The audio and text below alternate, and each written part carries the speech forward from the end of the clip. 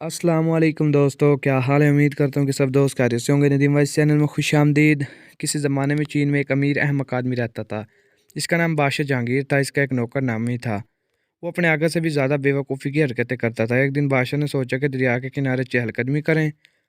इसने अपने जूते पहने। ख्याल नहीं किया कि एक जूते का नाला मोटा है और एक का पतला। वही जूते पहन कर टहलने लगा। पीछे पीछे इसका नौकर भी था। थोड़ी देर चलने के बाद बादशाह को महसूस हुआ कि चलने में वो दिक्कत पेश आ रही है।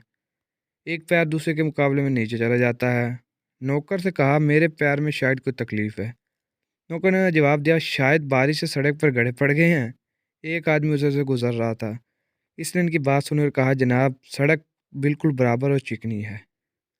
बारिश भी अरसे से यहाँ नहीं हुई, फिर मेरे पैर क्यों ऊंचे नीचे हैं? बादशाह ने पूछा। अजनबी ने कहा, जनाब, आप एक मोटे तले का और एक पतले तले का जूता पहने हुए हैं।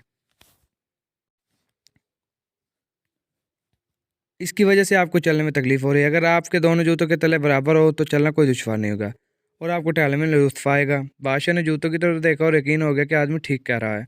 इसने अपने नौकर से कहा, घर जाओ और मेरे जूतों का दूसरा जोड़ा ले आओ। नौकर घर पहुंचा। इसने दूसरा जोड़ा देखा तो वो एक जैसा नहीं था। एक नाला मोटा तो दूसरा नाला पतला था। इसने सोचा, ये तो वैसे ही हैं जूते जैसे इसके आका ने पहने हुए हैं, जिनकी वजह से उसको तकलीफ पहुंच रही है। तो फिर इन जूतों को ले जाने का क्या फ़ायदा। वो खाली हाथ वापस आ गया। बादशाह ने उसे देखा तो पूछा, मेरे दूसरे जूते कहाँ हैं? नौकर ने जवाब दिया, मेरे आका, आपने जूते लाने का कहा था। मैंने इन जूतों को गौर से देखा तो पता चला वो भी बिल्कुल ऐसे ही जोड़ा है।